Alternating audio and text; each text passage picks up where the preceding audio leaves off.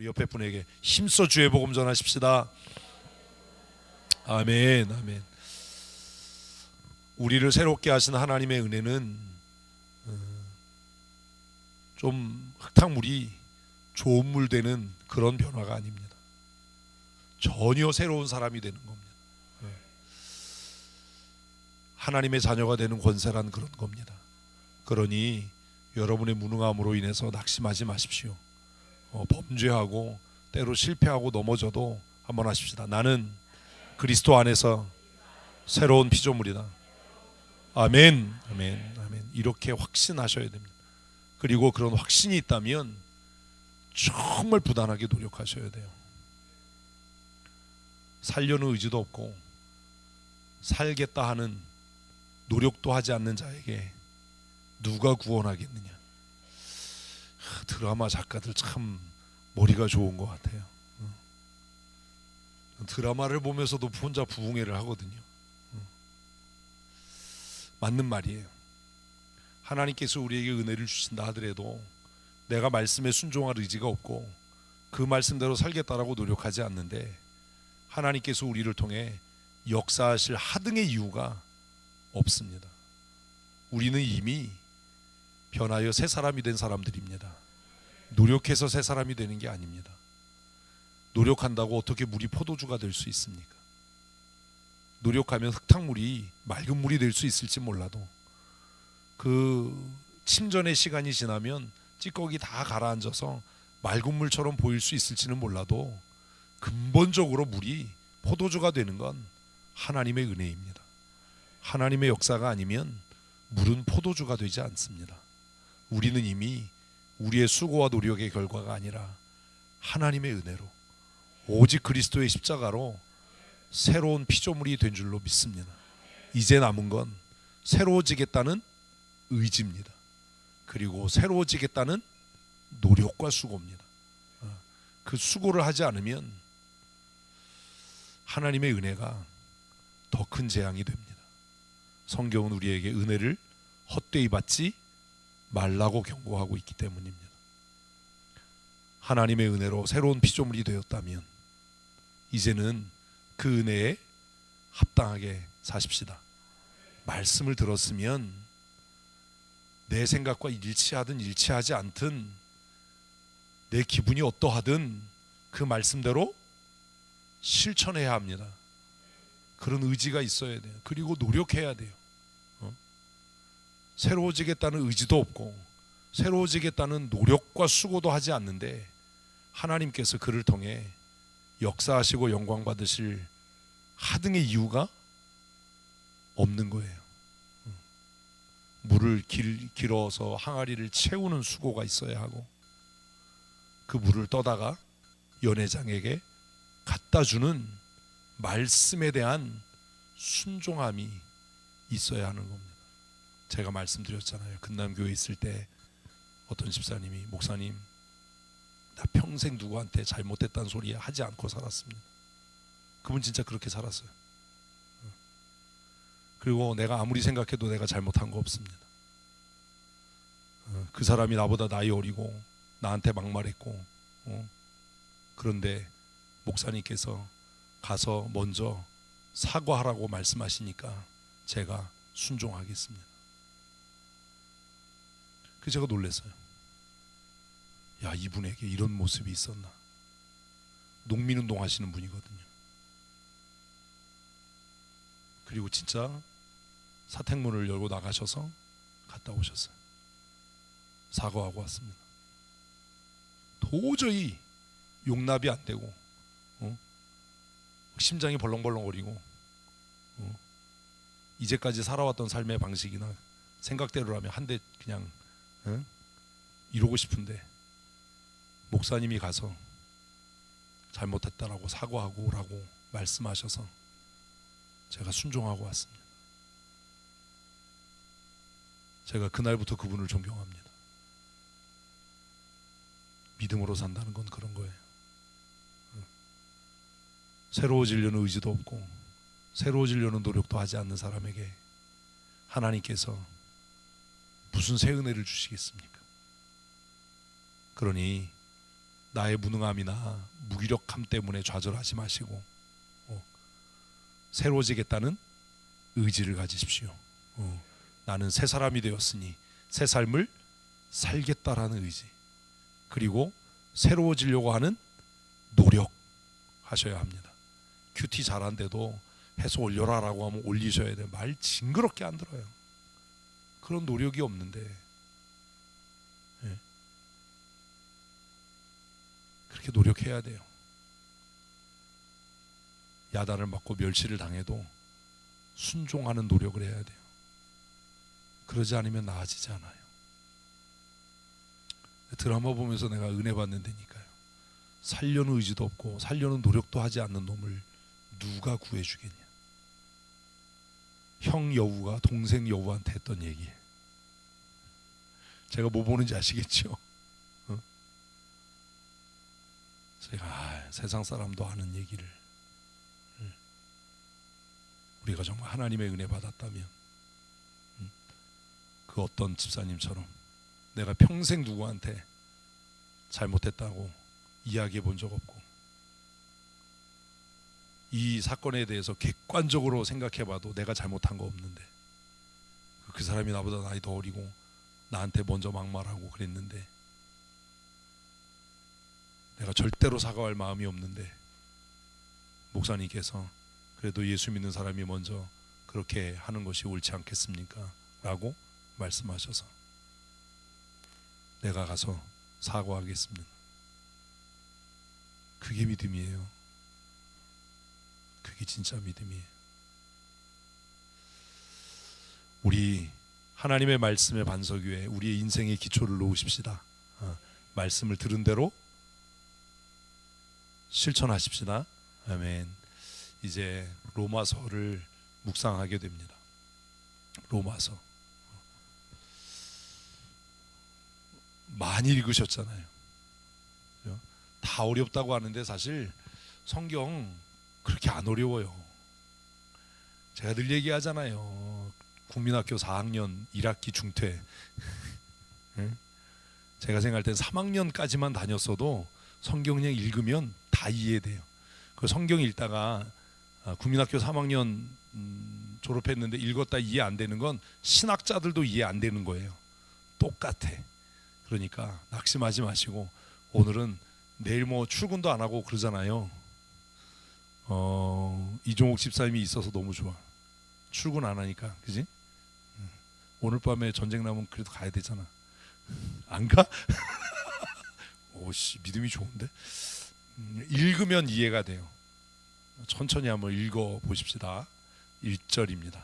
예수 그리스도의 종 바울은 사도로 부르심을 받아 하나님의 복음을 위하여 택정함을 입었으니. 사도 바울은요 뭘 알아요? 자신의 부르심의 목적을 알아요. 1절 읽으면 이제 그래야 되는 거예요.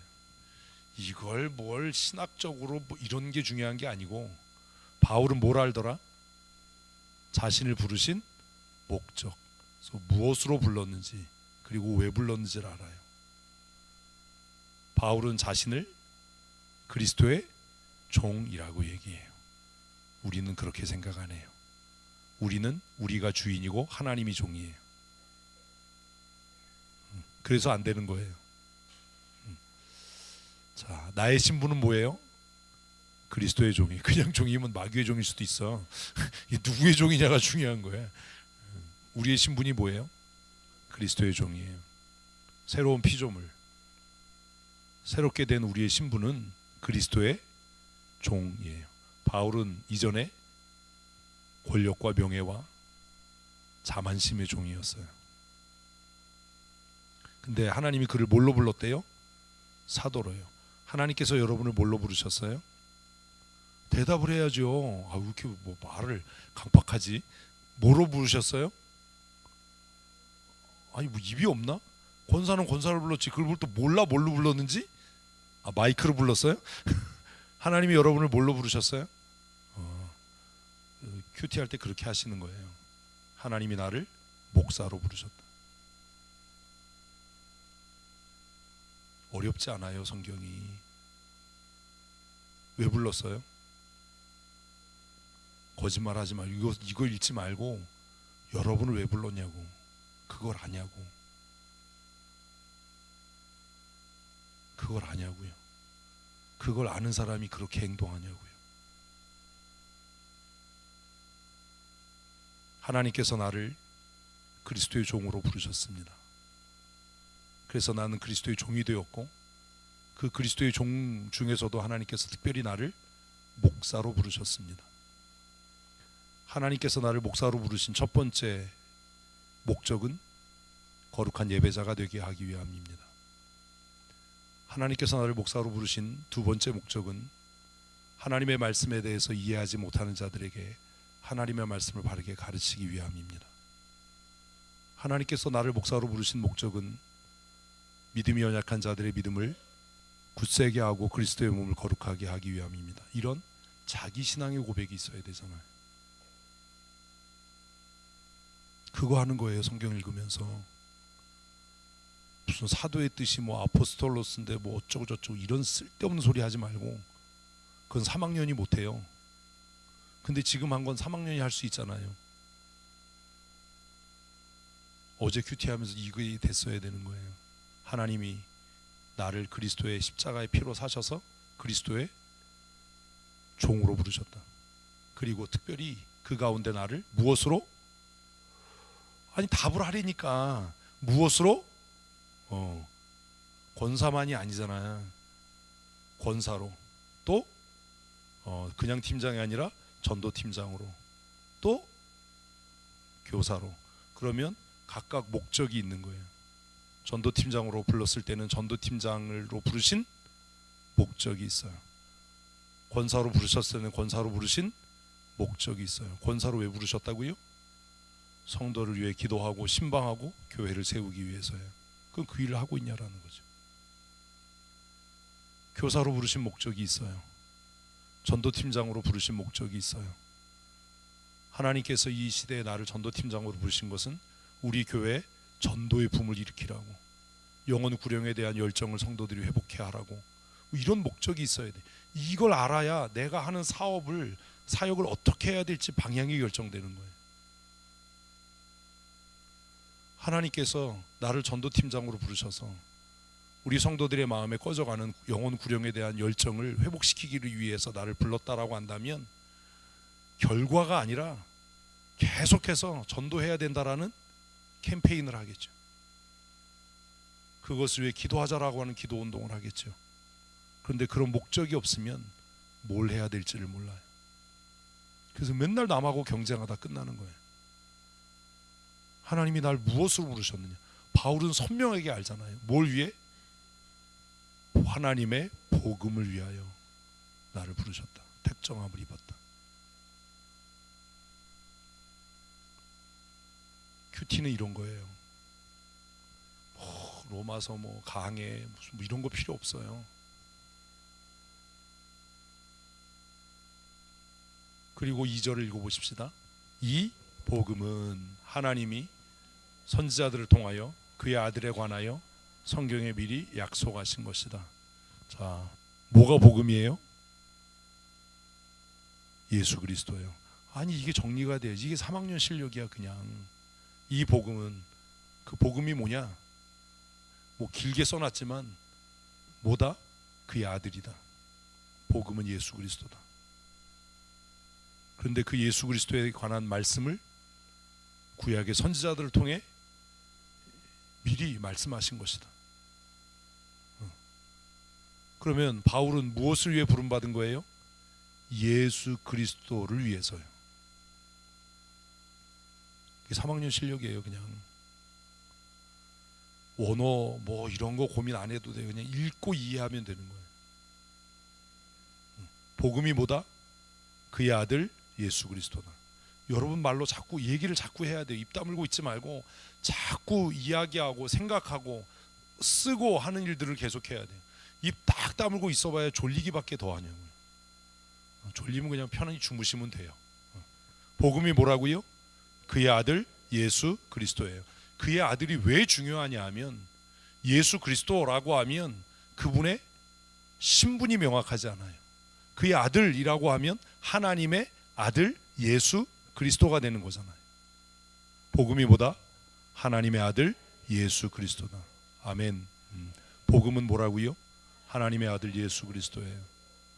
부자 되고 병 낫고 암이 치료되고 이건 복음이 아니에요. 복음은 하나님의 아들 예수 그리스도예요. 2절을 읽으면 이게 이렇게 정리가 되는 거예요. 그래서 바울은 그 복음을 위해 부르심을 입었다는 거예요. 그럼 나의 부르심은 뭔지를 한번 생각해 봐야죠. 나는 뭘 위해 부름을 받았어요? 여러분들이 어제 묵상하면서 이게 정리가 됐어야 되는 거예요.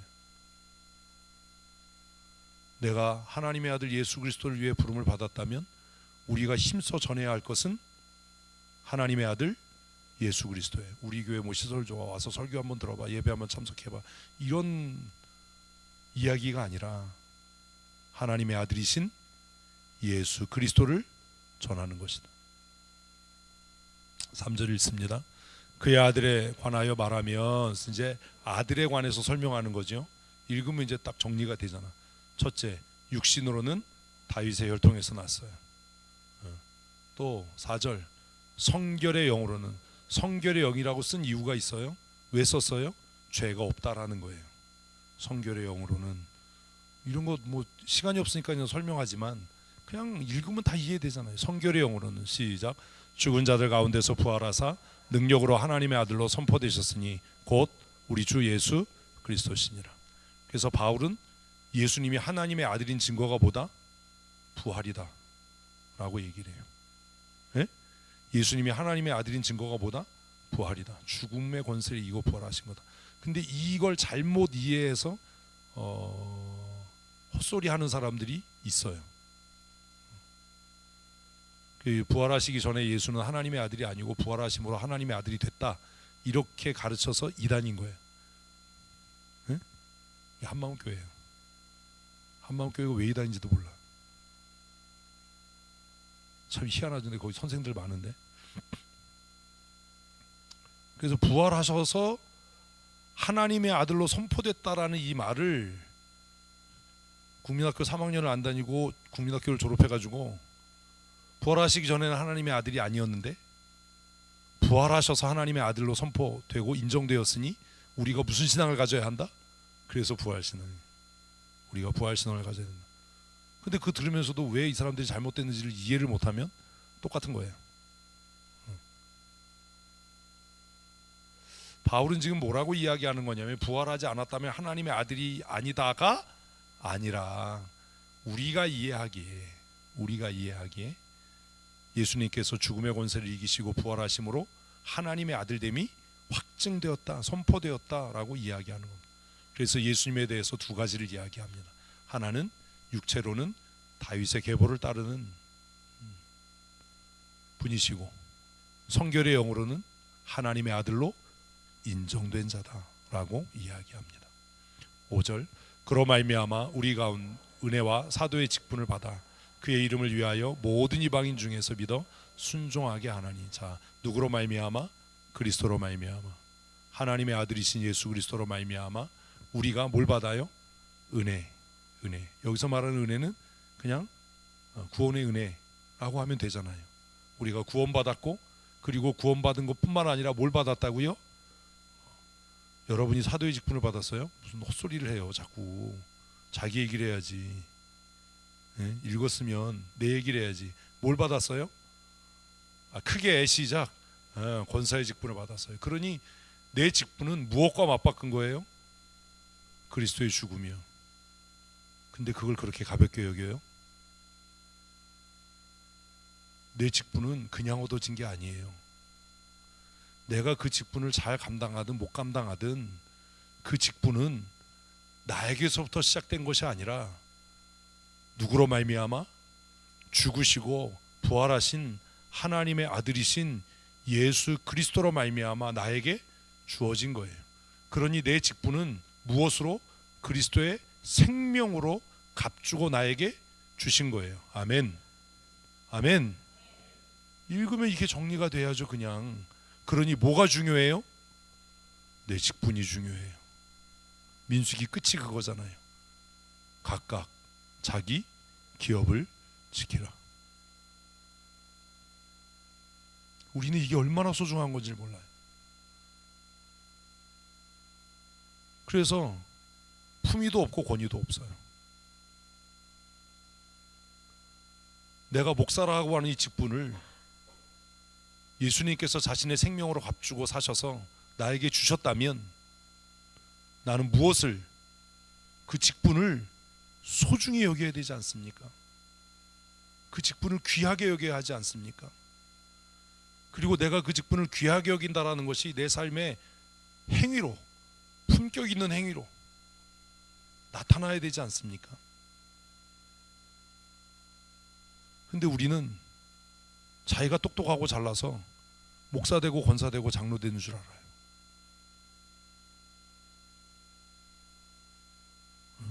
그거 아니에요. 얘기하잖아요. 무엇으로? 그리스도로 말미암아 뭐가 됐다? 직분을 받았다. 그래서 제가 얘기한 거예요. 뭐 조기 이런 거 없다. 그건 예수 그리스도를 현저히 엿보이는 거다. 중간에 그만둘 생각하지 말고 그 직분에 합당하게 행동해라. 그게 그리스도의 십자가를 엿보이지 않는 거다. 그로 말미암아 예수 그리스도의 죽으심과 부활로 말미암아 잖아요. 그죠? 예수 그리스도의 죽으심과 부활로 말미암아 우리가 구원의 은혜를 받았고, 그리고 우리가 그 직분을 받았다. 여러분, 이걸 귀하게 여겨야 돼요. 기도할 때마다 그렇게 기도해야 돼요. 하나님, 내가 시작. 참, 아직도 정신을 못 차리네. 하나님, 내가 권사입니다. 하나님, 내가 목사입니다. 이 직분을 생명보다 더 귀하게 여기게 해주십시오. 왜요? 내 생명보다 귀한 그리스도의 생명으로 주신 것이니 내가 이 직분을 내 생명보다 더 귀하게 여기게 하여 주시옵소서. 하나님, 내가 목사입니다. 목사답게 살게 해주십시오. 그 목사의 품격을 훼손하지 않도록 품이 있는 삶을 살게 해주십시오. 이렇게 기도해야 되잖아. 권사면 권사다워야죠. 난 내 멋대로 살 거야, 그게 내 자유야 라고 이야기할 때 우리는 예수 그리스도의 십자가를 멸시하는 거예요. 우리의 직분은 그냥 주어진 게 아니에요. 우리가 열심히 뭐 예배 나오고 무슨 헌금 좀 하고 뭐 그래서 그 직분을 받은 게 아니에요. 우리의 직분은 무엇으로 말미암아? 그리스도의 죽으심과 부활로 말미암아. 아멘. 여러분, 이거 잊으면 안 돼요. 그리스도의 죽으심과 부활로 말미암아 하나님께서 나에게 구원의 은혜와 무엇을 주셨다? 직분을 주셨다. 그래서 내가 뭐 한다? 그의 이름을 위하여 모든 이방인 중에서 믿어 순종하게 한다. 왜 전도하냐? 왜 기도하냐? 왜 헌신하냐? 무엇을 위하여? 그 이름의 영광을 위하여. 한번 하십시다. 그리스도의 이름의 영광을 위하여. 자기 자존심 때문에요. 그래서 늘 엎어지는 거예요. 여러분, 양심의 손 얹고 한번 생각해 보세요. 내가 이렇게 행동하고 말하는 게 하나님의 영광을 가려, 이것 때문에 마음 아파 본 적 있으세요? 우리 그것 때문에 마음 안 아파요. 뭐 때문에 승질나고 마음 아파요? 누가 나한테 뭐라고 그랬어? 내가 인정 못 받아. 우리 이것 때문에 속상하고 눈물 나는 거지. 이것 때문에 막 난리를 치는 거지. 내가 하나님의 이름의 영광을 가렸어, 내가 예수 그리스도의 이름의 영광을 가렸어, 이것 때문에 낙심하고 속상해 본 적이 있으시냐고요.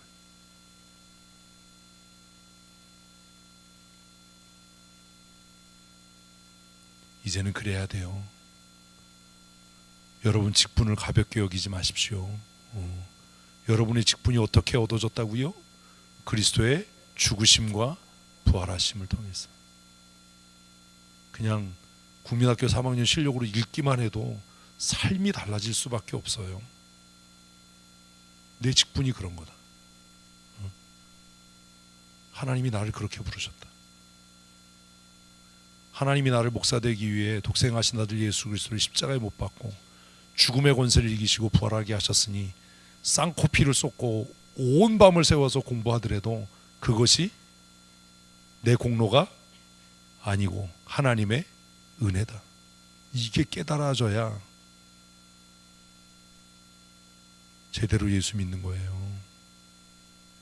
바울이 지금 그 얘기하는 거예요.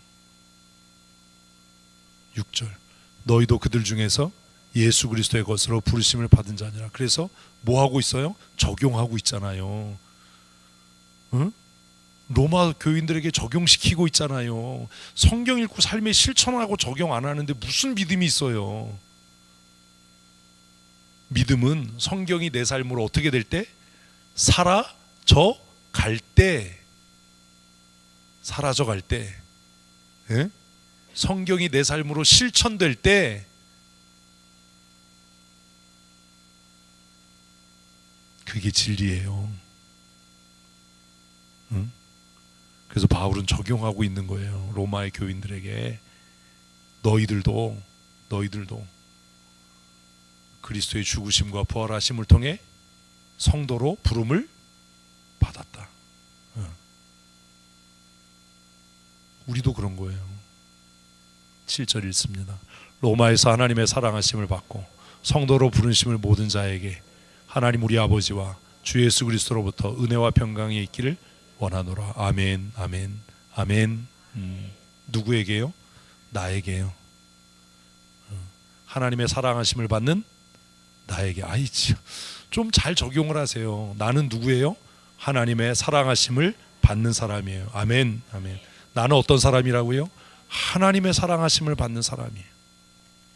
하나님의 사랑하심을 받는 사람. 나는 그런 사람이에요. 나는 천지와 만물을 지으신 하나님의 사랑하심을 받는 사람이에요. 근데 그 사랑이 적당한 사랑이 아니라 그 천지와 만물을 지으신 하나님이 나를 사랑하셔서 미쳤대잖아요. 사랑에 눈멀고 사랑에 미쳐서 그 독생하신 아들을 잡아 죽이기까지. 그 사랑을 받은 게 나예요. 그러니 그 구원이 얼마나 귀하고 이 직분이 얼마나 값지고 소중하냐. 조금 힘들다고 뭐 때려치네 뭐 이런 거 이제 우리 하지 맙시다. 한번 다시 하십시다. 나는 하나님의 사랑하심을 받는 자다. 나는 그리스도의 피로 성도라고 부르심을 받은 자입니다. 아멘, 아멘. 우리 교회 이름 얼마나 좋아요. 성도교회. 거룩한 하나님의 도성 성도. 그 성도의 교회에 성도가 됐으니 이게 얼마나 복이. 효자동 교회 좀 촌스럽잖아. 이름 잘 바꿨어 아주. 효자동 교회에서. 그죠? 성도교회 멋있어요. 멋있어요. 성도교회. 거룩한 하나님의 도성에 거룩한 하나님의 백성들. 우리 교회 참 좋은 교회인데 그런 자들에게만 뭐가 있어요? 은혜와 평강이 있어요. 모든 사람에게 은혜와 평강이 있는 게 아니에요. 하나님의 사랑을 받고 하나님의 부르심을 입은 자, 그런 나에게 우리 하나님 아버지와 예수 그리스도로 말미암아 은혜와 평강이 날마다 충만케 임할 줄로 믿습니다. 인상 쓰지 마세요. 은혜와 평강이 충만하게 임한 사람이 인상 쓰면 되겠어요? 스스로 나는 은혜와 평강이 없다라고 내 얼굴이 증거하는 거 아닙니까? 은혜와 평강을 입은 사람답게 한번 웃어보십시오. 가식적으로라도. 권사님 그거 미친 거예요. 은혜와 평강이 넘치는 사람답게 인상 좀 쓰지 말고. 8절 말씀 읽습니다. 먼저 내가 예수 그리스도로 말미암아 너희 모든 사람에 관하여 내 하나님께 감사함은 너희의 믿음이 온 세상에 전파됨이니. 바울의 감사는 뭐예요? 로마 교회 성도들의 신앙의 성숙함이에요. 이게 다예요. 목사의 가장 큰 기쁨은 이거예요. 성도들이 믿음으로 살아가는 것, 그들의 믿음이 살아가는 것을 볼 때 그게 기쁨이에요. 바울이 이야기해요. 내가 하나님 앞에 감사한다. 너희로 인해서 내가 하나님 앞에 감사한다. 무엇 때문에 감사하냐? 너희의 믿음이 모든 사람들에게 전파된 것으로 인해서 내가 하나님 앞에 감사한다. 참 멋지잖아요. 9절 읽습니다. 내가 그의 아들의 복음 안에서 내 심령으로 섬기는 하나님이 나의 증인이 되시거니와 항상 내 기도에 쉬지 않고 너희를 말하며. 앞에 거창하게 얘기했지만 바울은 뭐 한대요? 내가 너희를 위해 항상 쉬지 않고 기도한다. 이게 여러분들의 사명이에요. 교회 직원이 됐는데, 집사가 되고 권사가 되고 장로가 되고 목사가 됐는데 성도들을 위하여 항상 쉬지 않고 기도하지 않는다면 입이 100개라도 할 말이 없는 거예요. 직무를 유기하고 있는 거예요. 한번 하십시다. 주님, 성도를 위해 항상 쉬지 않고 기도하겠습니다. 아멘. 이 약속을 지키셔야 돼요. 뭐 기도에 나오느냐 안 나오느냐 이게 중요하지 않아요. 하나님, 내가 권사입니다. 하나님, 내가 그리스도의 몸된 교회의 집사입니다. 하나님, 내가 목사입니다. 그래서 항상 그리스도의 몸인 교회를 위해 기도합니다. 항상 그리스도의 몸인 성도들을 위해 기도합니다.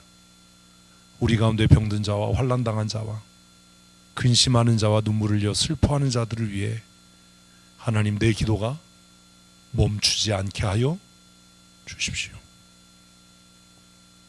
그래야 지도자다운 거예요.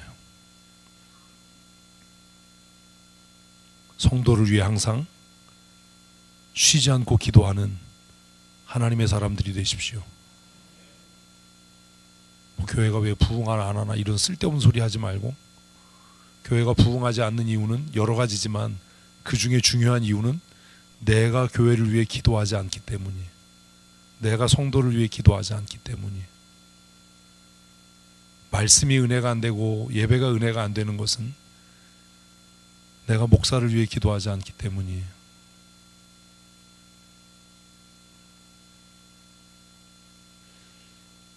여러분, 저를 위해 기도하십니까? 하나님, 말씀의 능력을 더하시고 선포되는 말씀을 통해 내가 은혜 받게 해주십시오라고 기도하십니까? 그렇게 기도하면요, 제가 개떡같이 설교해도 은혜를 받을 거예요. 왜요? 기도한 게 억울해서라도 그죠? 얼마나 기도를 안 하면 말씀이 은혜가 안 되겠어요. 교회와 성도를 위해 기도합시다. 쉬지 않고 기도합시다. 그래야 되는 겁니다. 좀 기도 태도도 좀 반듯하게 하세요.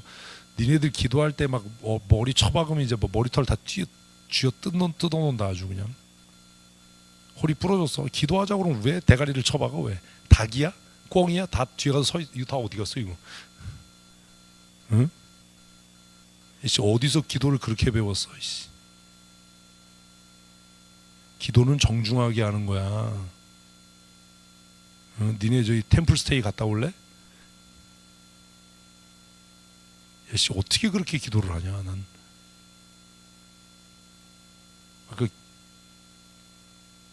나오다가 깜짝 놀랐어. 무슨 닭새끼도 아니고 꽁새끼도 아니고 뭐 사냥꾼이 쫓아와? 기도는 정중한 모습으로, 품위 있는 모습으로. 머리가 그렇게 무거워? 왜 이 흉내도 못 내? 난 박지현 왜 그러는 거야? 네가 거기 혼자 앉아 있어서 물어보는 거야. 다 어디 갔어 이놈 새끼들? 그렇게 기도하지 마라. 태도가 반이다. 그렇잖아요. 누가 와서 이렇게 얘기할 때 얘기 내용보다 들어줘야 되겠다 안 들어줘야 되겠다 뭘로 먼저 결정나요? 태도요. 아니, 우리가 애들도 아니고 태도로 일단 결정이 나는 거예요. 응? 그 은행에 돈 꾸러 갈 때는 잘 입고 가라고 그러잖아요. 아니 어떻게 기도를 그렇게 하지? 이게 또 그러면 아주 정가원 씨 머리털 다 쥐어 뜯어버려. 대가리를 쳐박고 네가 닭이야? 기도는 정중하게. 너 안 배웠어? 주일학교 때? 두 손을 모았나요? 두 눈을 감았나요? 고개를 숙였나요? 이거 안 배웠어? 아니 이게 참, 여러분 태도가 중요해요. 자세가. 운동도요, 뭐가 좋아야 돼요? 폼이 좋아야죠. 폼이 안 늘어요. 응? 안 늘어. 다치기만 해. 폼이 안 좋으면. 운동해서 더 다쳐. 건강하려고 운동하다가 골병 들어. 운동 30분 하고 한의원 가서 2시간 누워있고 뭐하는, 맨날 아프다고 그러고, 아플 걸 뭐하러 운동을 해. 기도하다 얘기했는데 니네들 그러면 안 돼. 지금부터 그렇게 살아가지고 어떻게, 내가 하나님이면 머리털을 다 뽑아버릴 거야 진짜. 무새끼들 그냥. 올해 정교연 수련회 장소가 없대는데 우리 템플스테이 갈까요? 한번 가가지고 방석 깔고 허리 꼿꼿하게 펴고 한번 2시간 동안 한번 그냥 법회 법문을 한번 들어봐야 이게, 저희 큰 스님이 죽비를 가지고 다니면서 대굴박을 한 대씩 때려야 이 정신을 차리나? 너무 우리는 예수를 막 믿는 것 같아. 그죠? 보지도 못하고 듣지도 못하는 그 나무로 만들고 돌로 만든 불상 앞에서도 그렇게 그냥 허리를 꼿꼿하게 펴고, 내 상생 TV 보면서 은혜를 받는다니까. 거기 앉아 있는 애들 보고 내가 아주, 모든 종교 중에 제일 불량해. 진리라서 그런가? 하여튼 바울은 뭐라고 이야기합니까? 내가 너희를 위해 항상 기도하기를 쉬지 않는다. 2번 강조하잖아요. 이게 지도자가 할 일이에요. 이렇다 저렇다 뭐 이런 얘기 하지 말고 다시 한번 하십시다. 그리스도의 몸인 교회를 위해, 성도를 위해 항상 쉬지 않고 기도하겠습니다. 아멘. 스마트폰에 기도 노트 만드세요. 옛날 같지 않아서 얼마나 좋아요. 성도들 이름 쓰고 기도 제목 쓰고, 기도하고 응답 받았으면 체크하고, 자랑하지 말고 티내지 말고, 오면 가면서 예배당 와서 기도하고, 일하다가 시간 잠깐 나면 내려와서 예배당에서 기도하고, 그래야 되잖아요. 예배당 열려 있는데 기도하는 사람 하나도 없고. 항상 기도하기를 쉬지 않는 지도자들이 되십시오. 그러면 존경과 신뢰는 그냥 따라옵니다. 10절, 어떻게 하든지 이제 하나님의 뜻 안에서 너희에게 나아갈 좋은 길 얻기를 구하노라. 그래서 바울이 2가지를 이야기했어요. 이 일에 대해 하나님이 증인이다. 첫째 뭐? 항상 너희를 위해 기도하는 일을 쉬지 않는다. 또 하나는 하나님의 뜻 안에서 너희에게 나아갈 좋은 길을 내가 찾았다라는 겁니다. 근데 이 일에 대해서 누가 증인이다? 하나님이 증인이시다. 읽었으면 정리를 해야지. 그래서 바울이 지금 로마의 성도들에게 2가지를 확증시키는 거거든요. 내가 너희를 위해 항상 쉬지 않고 기도하고, 또 너희에게 가기를 내가 힘쓰고 노력했다. 이게 하나님께서 증인이시다. 이 일에 대해서. 11절, 내가 너희 보기를 간절히 원하는 것은 어떠한 신령한 은사를 너희에게 나누어 주어 너희를 견고하게 하려 합니다. 만나서 견고하게 되는 사람이 있고, 만나서 흔들리게 하는 사람이 있어요. 여러분은 어떤 사람입니까? 이게 적용이에요. 이런 거잖아요. 제가 서경영 원사님을 만나고 돌아서서 헤어지면 뭔가 흔들리고 뭔가 의심이 생기고 이렇다면 좋은 만남은 아닙니다. 그만 만나야 되는 겁니다. 그런데 누군가를 만나서 이야기하고 돌아서면 내 믿음이 견고해지고, 기도해야 되겠다라는 마음이 들고, 내가 헌신해야 되겠다라는 마음이 들면 그와의 만남의 깊이를 더 깊이 해야 합니다. 이게 굉장히 중요한 겁니다. 만나서 맨날 김밥 까먹고 커피 마시고 끝나고 나면 아무것도 남는 게 없고 뭐하러 만나요? 근데 만나서 대화하고 나면 믿음이 생기고 확신이 생기고 더 열심을 내야 갈 것 같은 뜨거운 마음이 생기고 이래야 되는데 만나고 나면 괜히 만났어. 시간이 아까워. 이런 생각이 든다면 뭔가 잘못된 거예요. 바울은 로마의 교인들을 왜 만나려고 해요? 견고하게 하기 위해서요.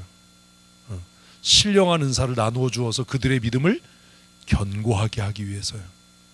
여러분이 좋은 지도자라면 여러분을 만나는 사람마다 여러분을 통해서 그들의 믿음이 견고해져야 합니다. 그런 은혜를 누려야 합니다. 그렇지 않다면 여러분 회개해야 됩니다. 나는 누군가를 견고하게 하는 사람인가? 아니면 뿌리부터 흔들어 놓는 사람인가? 그걸 생각해 봐야죠. 목사님 중에도요, 만나면 기쁨이 되고 위로가 되고 힘이 되고 확신이 생기는 그런 목사님들도 있는가 하면 만나고 나면 답도 없고 찜찜하고 해결책도 없고 문제만 가득하고 이런 사람도 있어요.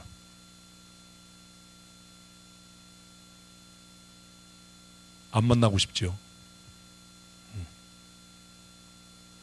어떤 분들의 전화는 힘이 되고 위로가 되고 용기가 되고 내 믿음을 견고하게 하는 능력이 되는데 어떤 사람의 전화는 쓸데없는 얘기 계속 1시간, 2시간 뭐 이렇게 하고 전화 끊고 나면 쓸데없다 이런 마음이 드는 사람도 있잖아요. 여러분은 어떤 사람입니까? 누군가 여러분과 만난 사람의 믿음이 견고해져 가고 있습니까?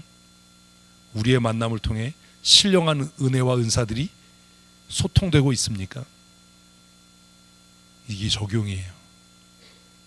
여러분이 진장인데 집 모임에 나온 사람들이 괜히 왔어, 괜히 모였어 이러면 여러분 그 책임 져야 되는 겁니다. 그래서 진장들은 집 모임 끝나서 대화가 쓸데없는 대로 흐르면 빨리 파해야 됩니다. 성경 이야기할 땐 얘기 안 하다가 무슨 이 옷을 어디서 샀는데 뭐 이런 얘기하면 빨리 끝내야 돼요. 아이들을 어떻게 말씀으로 길러야 될까 이런 얘기 안 하고 맨날 만나가지고 어느 학원에 보내냐 어떤 학습지가 좋으냐 이런 빨리 끝내야 돼요. 말아먹는 거예요. 우리의 만남의 결과는 믿음이 견고해져가는 우리의 인생을 어디 위에 세우는 하나님의 말씀의 반석 위에 세우는 우리 아이 때문에 고민이에요. 우리 함께 기도하자 이래야 되는데 어디 청소년과 정신과가 좋아 이런 소리 하면 안 되잖아요.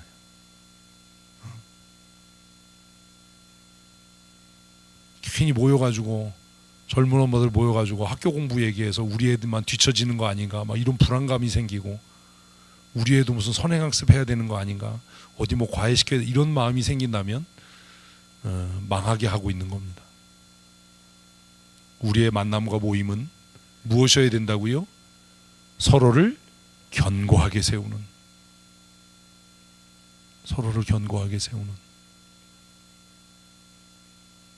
이거 위해서도 기도해야 돼요. 하나님 나를 통해 누군가 믿음이 견고하게 세워지게 하시고 나도 누군가를 통해 내 믿음이 견고하게 세워지게 하여 주십시오. 한번 생각해 보셔야 돼요. 여러분은 누구와 만났을 때 여러분의 믿음이 견고해지던가요? 그런 사람이 지금 머리에 떠오르지 않는다면 좀 문제가 있는 겁니다. 내가 누구를 만났을 때 내게 믿음의 확신이 생기고 내 인생이 견고해지고 하나님을 더 의지하고 신뢰하는 마음이 생기는가? 그런 사람이 있으십니까? 그러면 잘 살고 계신 겁니다. 그분과의 만남을 귀하게 여기십시오.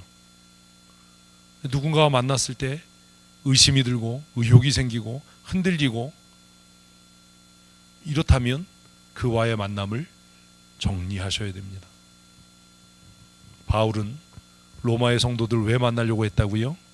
은사를, 신령한 은사를 나눠 주어서 그들의 믿음이 견고하여지도록 하기 위해서 내가 너희에게 여러 번 가기를 원했다. 그리고 이 일에 하나님이 증인이시다 라고 고백합니다. 12절 읽습니다. 이는 곧 내가 너희 가운데서 너희와 너희의 믿음으로 말미암아 피차 안위함을 얻으려 하면, 서로 이런 관계가 돼야 돼요. 피차 믿음의 안위가 되도록 누군가에게 정말 내 마음을 다 쏟아놓고 기도 부탁을 할 수 있고, 다음번에 만났을 때 우리 지난번에 그렇게 기도했는데 어떻게 응답됐어 뭐 이럴 수 있는, 괜히 경쟁하지 말고. 정말 슬픈 게 그거잖아요. 교회 안에서 슬픈 게 뭐예요? 서로 경쟁하는 거예요. 하나님이 내게 주신 은사가 다르고 그에게 주신 은사가 다른데 왜 경쟁합니까?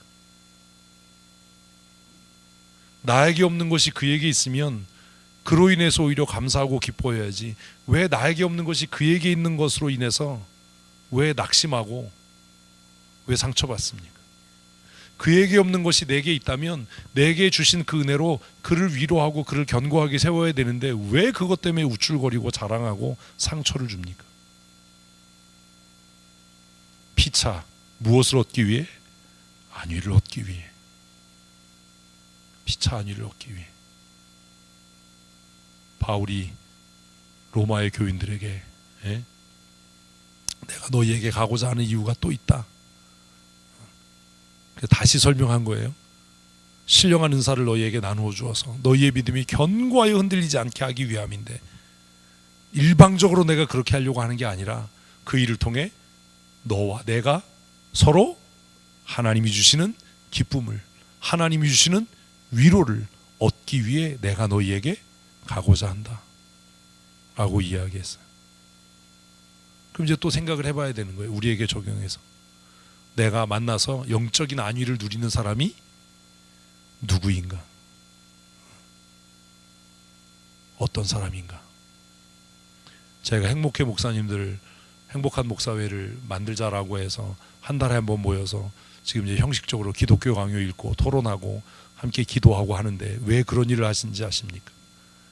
왜 주구장창 우리 교회에서 모이는지 아세요? 2번밖에 안 모였지만 올해 말까지 계속 우리 교회에서 모일 거예요. 왜 그런지 아세요?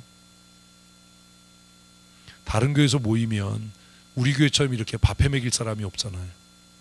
그러면 또 그 교회를 제공하는 목사님이 또 밥을 사야 되고 경제적인 부담이 생기게 되면 안 모이게 될 거고, 그것이 피차 안위함이 아니라 경쟁함이 될 거고.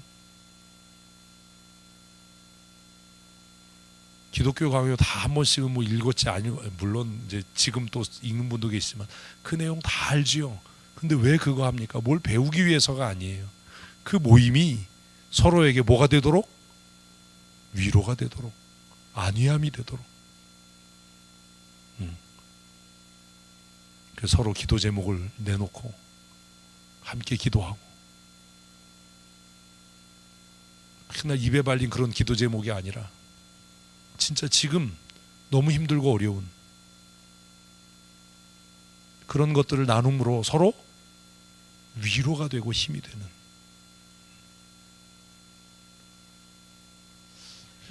그런 모임을 만드셔야 됩니다. 진장님들은 진 모임의 이야기가 세속적인 방향으로 흐르지 않도록 그 모임을 통해서 피차 무엇을 누리는? 안위함을 누리는, 경쟁함이 아니라 안위함이 있는, 화평이 있는 그런 소그룹 모임이 될 수 있도록 해야 합니다.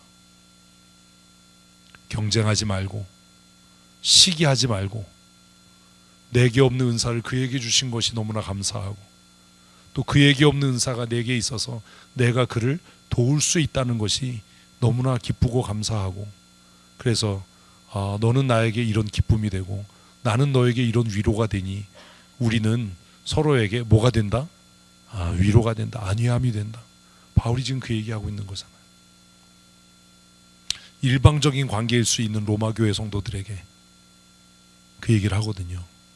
13절 형제들아 내가 여러 번 너희에게 가고자 한 것을 너희가 모르기를 원하지 아니하노니 이는 너희 중에서도 다른 이방 중에서와 같이 열매 맺게 하려면 지금까지 길이 막혔도다. 그래서 내가 너희에게 갈 마음이 없어서 못 간 게 아니고 하나님께서 아직 때가 되지 않아서 막으셨다라고 이야기를 해요. 14절 헬라인이나 야만인이나 지혜 있는 자나 어리석은 자에게 다 내가 빚진 자라. 그러므로 나는 할 수 있는 대로 로마에 있는 너희에게도 복음 전하기를 원하노라. 여러분 이런 생각 해보셨습니까? 직분자가 됐으면 나는 교회에 빚진 자예요.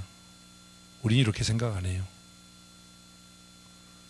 목사가 됐으면 성도에게 빚진 자예요.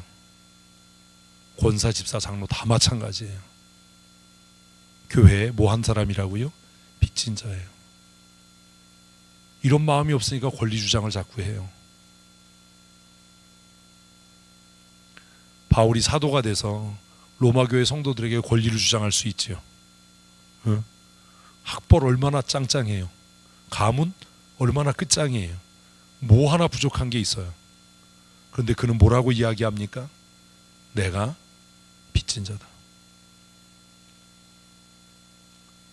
교회 지도자들이 가져야 할 마음입니다. 나는 어디에? 하나님께가 아니에요. 나는 어디에? 교회에 빚진 자다. 나는 성도들에게 빚진 자다. 성도들이 나를 신뢰하고 투표지에 동그라미 가표를 찍은 일에 빚진 자예요. 그 신뢰를 저버리지 말아야 돼요. 그 배신 행위예요. 그렇잖아요. 저도 그렇잖아요. 제가 우리 교회 부임할 때 청빙 투표에 가표를 한 성도들에게 나는 빚진 자예요. 그러니 내가 해야 할 일을 최선을 다해서 목숨 걸고 하는 거예요. 우리 모두 이런 마음이 있어야 돼요. 바울은 내가 지혜 있는 자나 어리석은 자나 또 헬라인이나 야만인 모두에게 내가 빚진 자다. 그래서 내가 목숨 걸고 최선을 다해서 뭐 한다? 이 복음을 전하기를 원한다. 우리에겐 이런 마음이 없어요. 그래서 권리 주장만 해요. 빚진 자라는 생각을 한 적이 없어요. 잊지 마십시오. 우리는 뭐라고요? 빚진 자예요.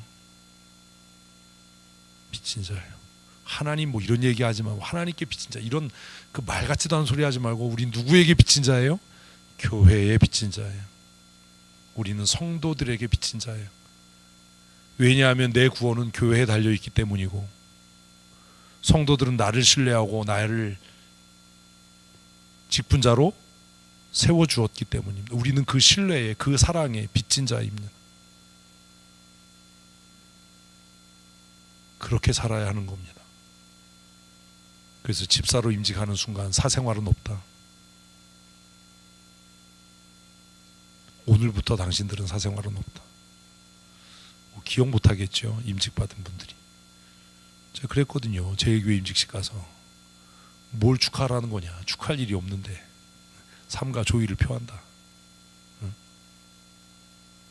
임직을 한다는 건 빚진 자로 사는 걸 시작하는 거다. 임직자는 뭐가 없어요? 사생활이 없어요.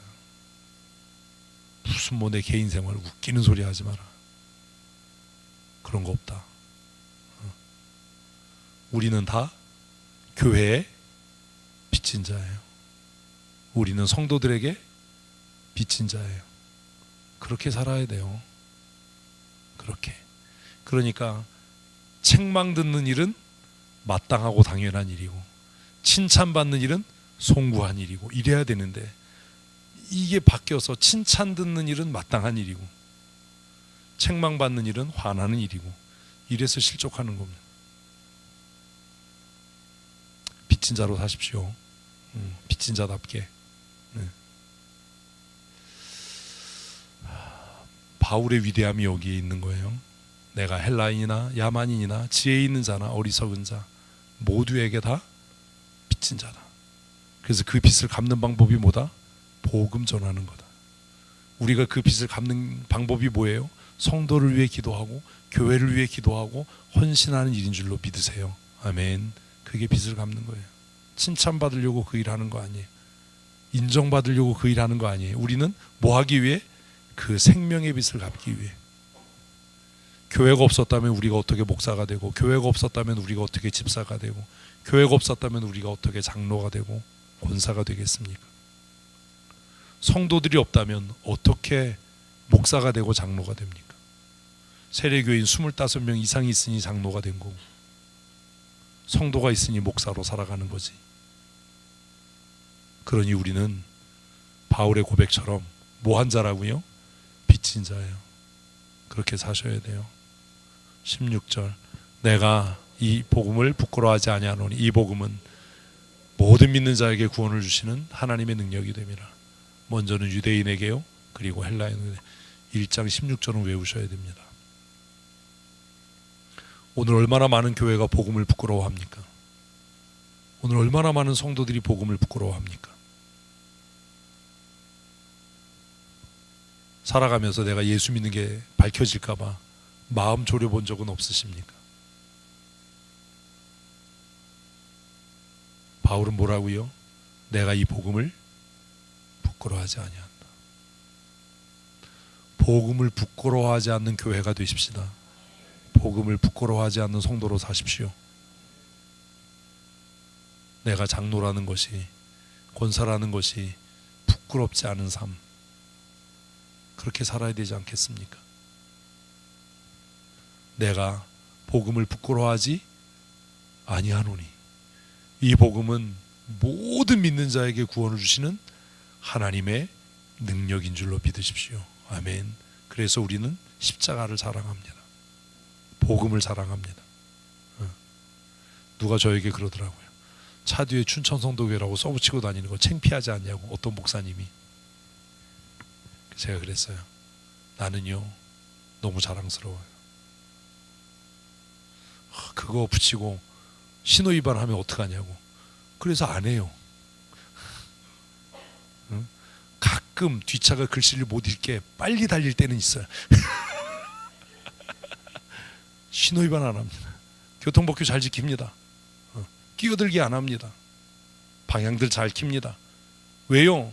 내 뒷차가 교회 이름 써붙이고 저따구로 이렇게 해서 내가 복음을 수치스럽게 할까봐. 도망갈 때는 글자가 안 보이도록 빛의 속도로 빛의 속도로 뭐라고 써있긴 써있는데 안 보인다. 웃자고 하는 소리지만 어떤 목사님이 저에게 물으셨어요. 진짜로. 아니 교회차 뒤에, 아니 차 뒤에다가, 승용차 뒤에다가 이렇게 춘천성도교로 써붙이고 다니는 거 안 창피하냐고. 눈 동그랗게도 그랬죠. 나는 너무 자랑스럽다. 하나도 안 창피하다. 그랬더니 그분이 하는 얘기가, 신호위반 어떻게 하냐? 안 한다. 그래서 청지선 잘 지킨다. 청지선 안 넘어간다. 나 급브레이크 안 밟는다. 뭐 교회 이름 붙이고 운전을 졌다고 그래, 이런 소리 안 듣도록 내가 운전한다. 좀 그렇게 살아야 되지 않겠습니까? 우리 복음을 영화롭게 하는 삶 사십시다. 17절 이제 반했어요. 복음에는 하나님의 의가 나타나서 믿음으로 믿음에 이르게 하나니 기록된 바 오직 의는 믿음으로 말미암아 살. 이건 구약의 인용이죠. 구약의 인용이. 복음에는 뭐가 나타나요? 하나님의 의, 하나님의 구원의 방법이 나타난다. 사람들은 자신의 노력으로, 자신의 수고로 구원 얻으려고 하지만 결국 그 노력과 수고는 헛될 거고, 예수 그리스도에게서는 복음이 예수 그리스도잖아요. 아까 얘기했잖아요. 복음 누구요? 하나님의 아들 예수 그리스도. 그 예수 그리스도 안에는 뭐가 나타나요? 하나님의 의, 하나님의 방법이 나타난다. 의는 하나님의 방법이에요. 하나님의 방법이 나타난다. 그게 뭐다? 아들을 십자가에 죽여서 죄인들을 구원하시는 하나님의 의다. 그러니 우리에게 필요한 것은 그 은혜를 뭐 하는 거다? 믿는 거다. 그 구원의 은혜를 믿으십시오. 내 노력으로 거룩해지는 게 아닙니다. 예수의 십자가가 우리를 거룩하게 합니다. 아멘. 이미 우리는 구원받고 거룩해진 하나님의 자녀들입니다. 아멘. 날마다 우리의 구원을 이루어가지만 이미 우리는 구원받은 사람들입니다. 하나님의 백성된 하나님의 사람들입니다. 그러니 그 은혜에 합당하게 사셔야 합니다. 같이 읽습니다. 하나님의 진노가 불의로 진리를 막는 사람들의 모든 경건하지 않음과 불의에 대하여 하늘로부터 나타나나니. 그래서 이제 이 진리를 왜곡하는 사람들에 대한 이야기예요. 19절. 이는 하나님을 알만한 것이 그 속에 보임이라 하나님께서 이를 그들에게 보이셨느니라. 그래서 하나님을 알만한 게 뭐예요? 우리의 양심이에요. 우리의 양심. 하나님의 창조된 세계. 그래서 이걸 우리는 일반 은총이라고 얘기해요. 일반 계시라고 얘기해요. 모든 사람 안에 뭐가 있어요? 하나님의 성품, 하나님을 알만한 지식이 있어요. 그래서 수년 동안 산에 올라가서 돛 닦고 내려온 고승이 하산하다가 얼음에 미끄러져서 아이고 하나님 그래가지고 다시 올라갔대잖아요. 웃자고 하는 소리인데 이게 뭔 소린지도 이해가 안 되면 어떡하지? 20절. 창세로부터 그의 보이지 아니하는 것들 곧 그의 영원한 능력과 신성이 그가 만든 만물에게 분명히 보여 알려졌나니 이러므로 그들이 핑계하지 못할지니라. 그래서 칼빈의 기독교 강요 7장에 이 얘기가 있어요. 1권 7장에. 그래서 하나님의 신성, 하나님의 성품, 하나님의 의지와 뜻이 어디에? 모든 피조물에 나타나 있다. 그런데 그 피조물을 보고 우리가 왜 하나님을 깨닫지 못하고 발견하지 못하냐? 왜요? 우리가 죄로 인해 타락했기 때문이다. 그것을 칼빈은 무지라고 이야기했어요. 우리의 무지. 21절. 하나님을 알되 하나님을 영화롭게도 아니하며 감사하지도 아니하고 오히려 그 생각이 허망하여지며 미련한 마음이 어두워졌느니. 사실은 영화롭게도 아니하며가 아니라 하지 못하는 겁니다. 하나님이 구원의 은혜를 주시지 않는다면 우리는 누구도 하나님을 알 수 없습니다.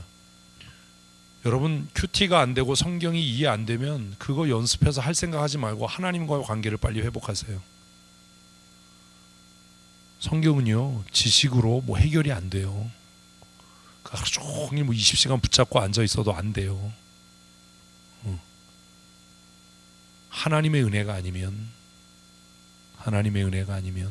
하나님의 말씀은 깨달아지지 않습니다. 세상의 학문과 다른 게 그겁니다.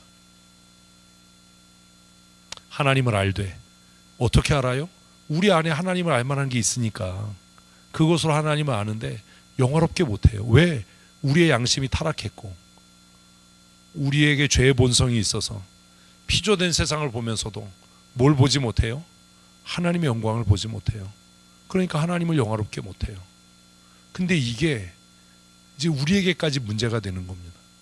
하나님을 알고 하나님의 영광을 피조세계를 통해서 깨달으면 하나님을 영화롭게 하겠지요. 네? 그런데 우리는 심지어 예배를 통해서도 하나님을 영화롭게 하지 않아요.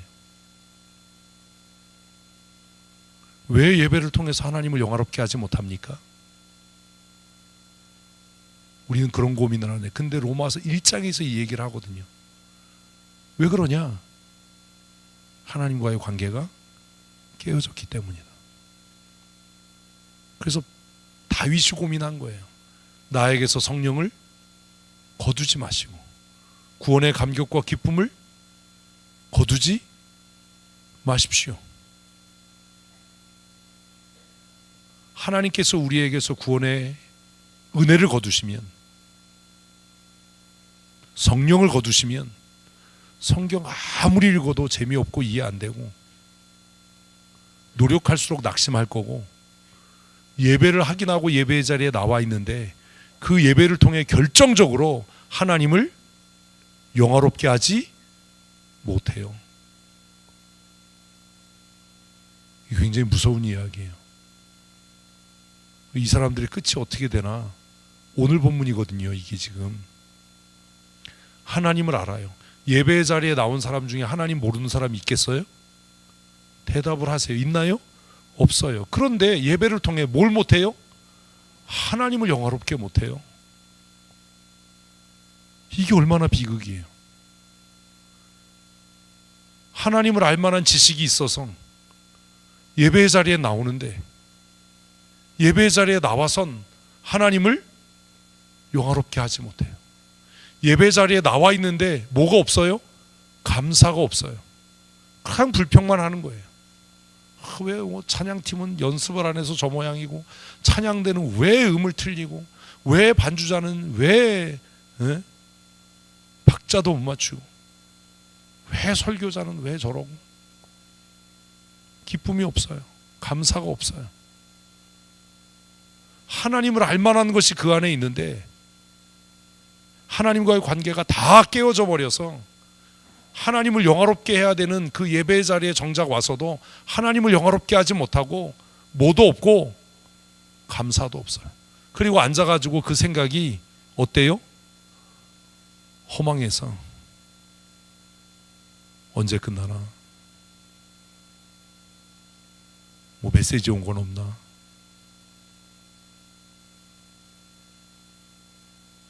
미련한 마음이 점점 어두워져 가요.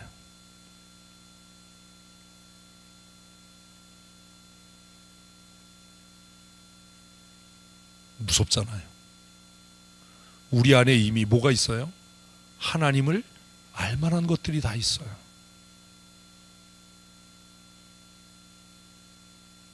이 결과가 어떻게 되나 보자고요.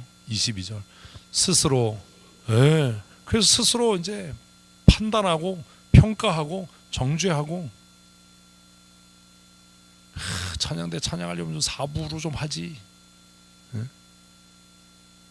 스스로 지혜 있는 척, 저렇게 하면 안 되는데, 저 본문은 저런 뜻이 아닌데. 그러나 스스로 지혜 있는 척 하지만 스스로 어리석게 되어서 23절 썩어지지 아니하는 하나님의 영광을 썩지 아니할 사람과 새와 짐승과 기어다니는 동물의 모양의 우상으로 바꿨다. 이게 꼭 뭘 만들어서 우상이 된 거예요? 아니에요.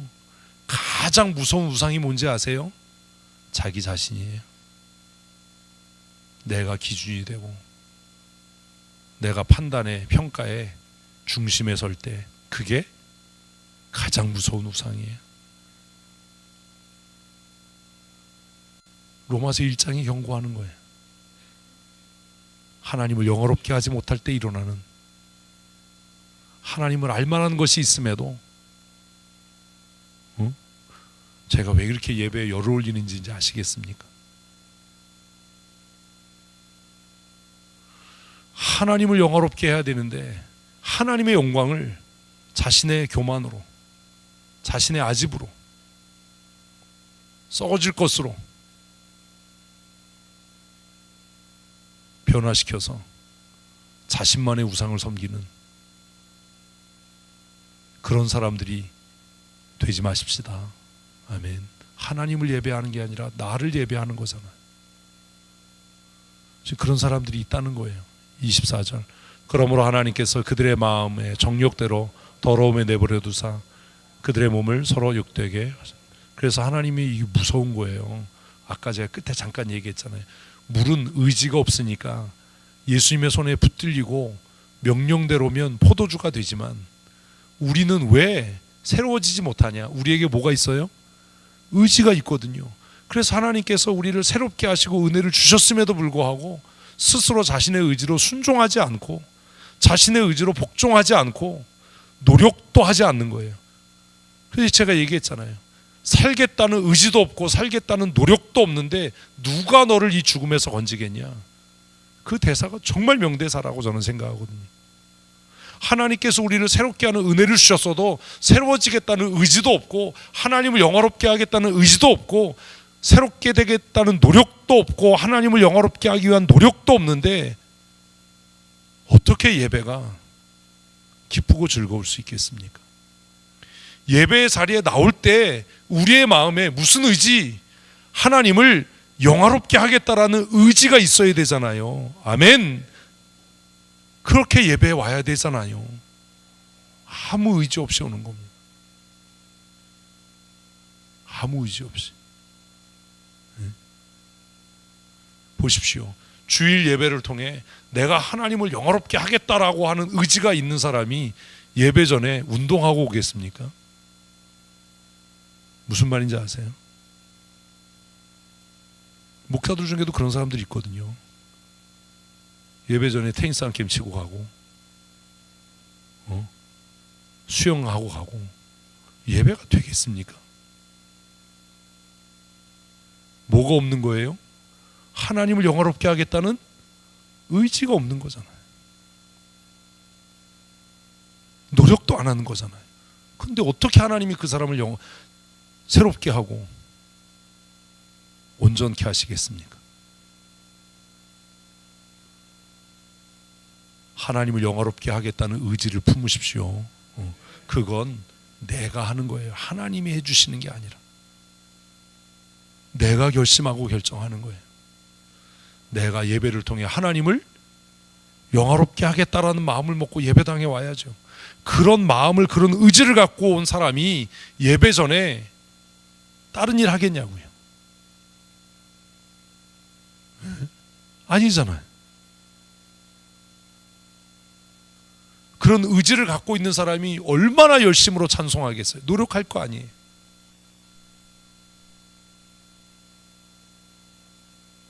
그런 의지도 없고 수고함과 노력이 없는데 하나님께서 그에게 은혜 주실 일은 없다. 그래서 하나님이 어떻게 하신다고요? 내버려 둔다. 하나님이 내버려 두시는 거예요. 왜 내버려 둬요? 죽이기로 작정했으니까요. 의지도 없고 노력도 안 하니까. 하나님은 내버려 둬도 목사는 내버려 두지 못하는 거예요.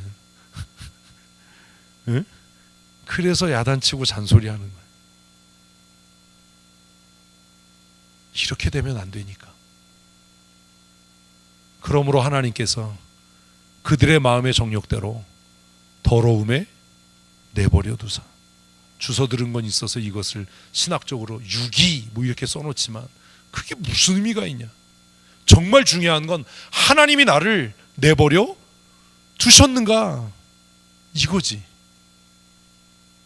예배에 집중이 안 될 때 생각해 보세요. 혹시 하나님이 내 마음의 정욕대로 나를 이 사망에 내버려 두신 것은 아닌가.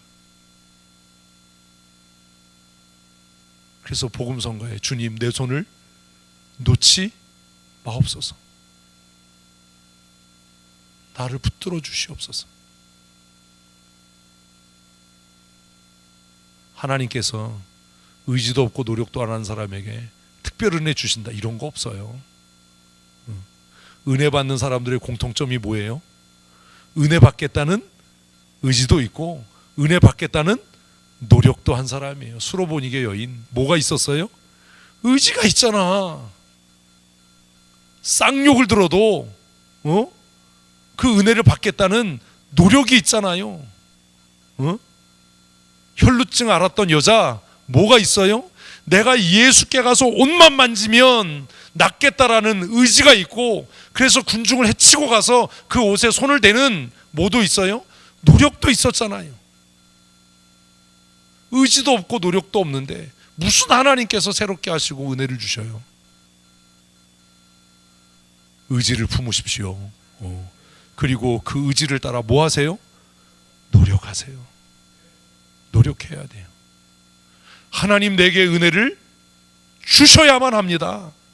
하나님의 은혜가 아니면 내가 살 수 없습니다. 뭐 이런 의지가 있어야죠. 일자리 알아보러 다닐 게 아니라 하나님 일자리를 내게 주십시오. 좀 안정적인 직장을 주시고 경제적인 여유를 주셔서 내가 힘있게 주의 일을 하고 선교할 수 있도록 하나님 내 인생에 물질의 복을 주시고 뭐 이런 뭐가 있어야지. 맨날 그거 찾으러 다닌다고 뭐가 찾아지겠냐고요. 우리의 마음에 거룩한 의지를 품으십시다. 그리고 그 의지를 따라 노력하십시오. 찾아다니지 말고 좀 엎드려 기도하십시오. 그래야 되잖아요. 하나님 나를 살려주십시오. 하나님 내 예배가 회복되게 해주십시오. 하나님 나의 간구에 응답하여 주시옵소서. 뭐 이래야 되잖아요. 하나님 정말 이렇게 사는 거 쪽팔리니까 좀 부자로 살게 해주세요. 왜 그런 기도 못합니까?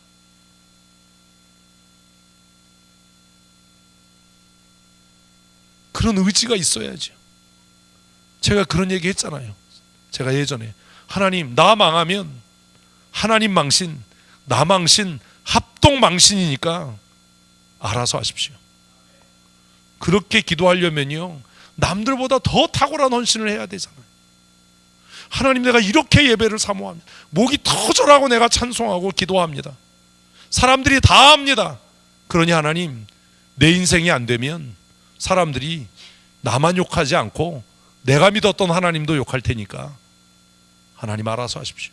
나 신학교 갈 때 우리 작은 삼촌이 쌍욕한 거 하나님 들으셨지요. 미친놈이라는 소리 하는 거 들었지요. 그러니 하나님 내가 잘 되게 하셔야 합니다. 저 신학교 갈 때 그런 소리 들었거든요. 네가 지금 공부할 때냐.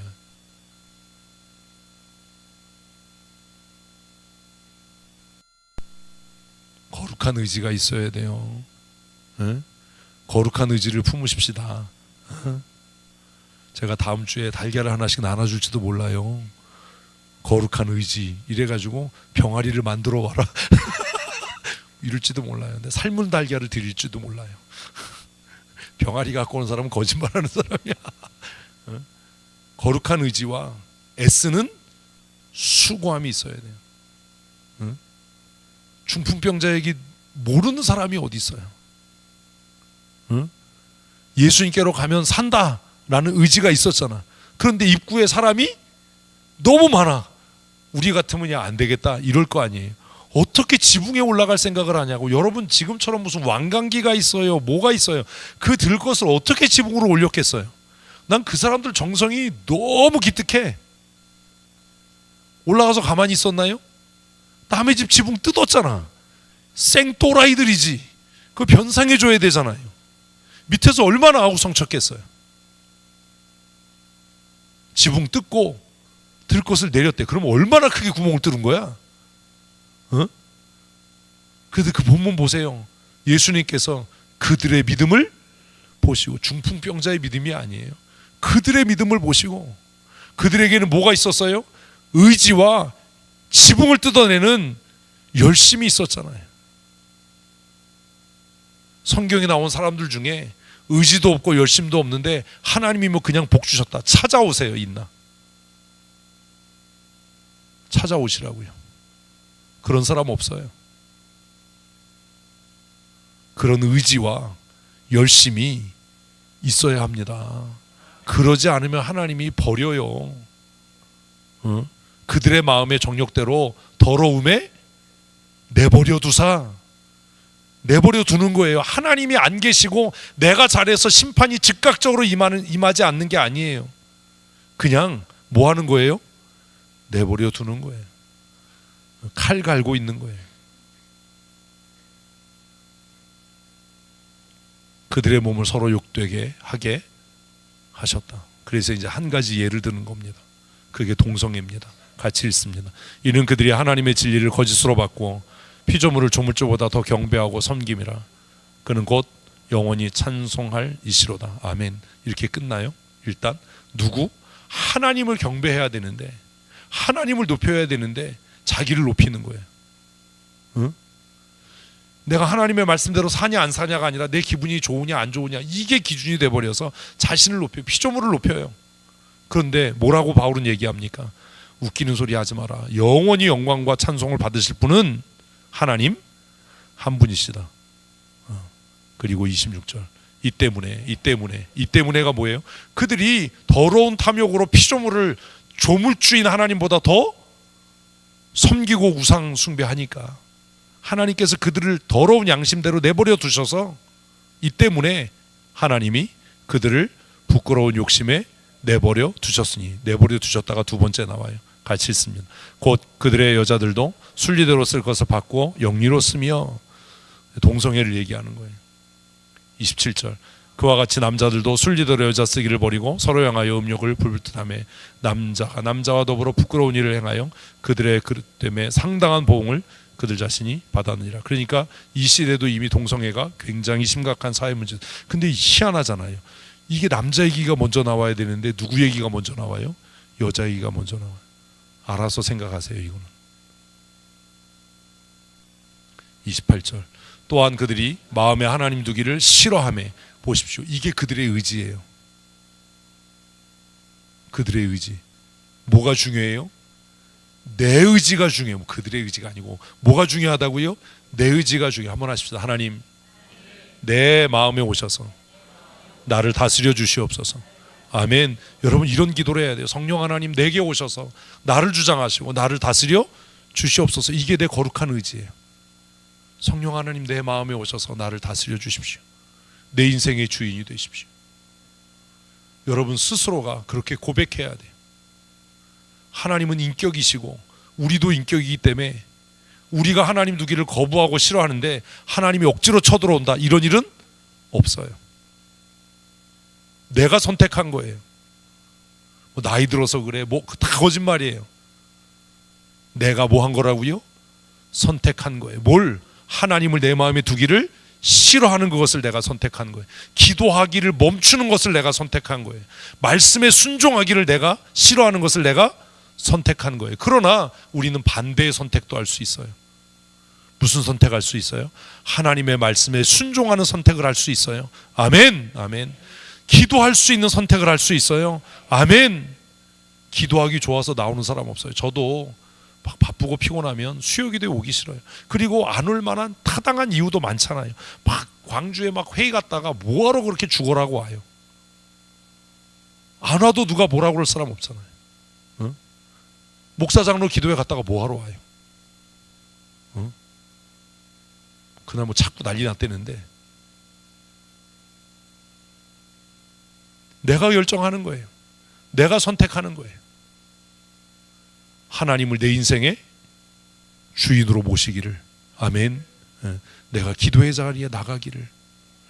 어떤 땐 정말 피곤해서 발이 안 떨어질 때도 있어요. 저도 막 회의 다니고 이러면 정말 피곤하죠.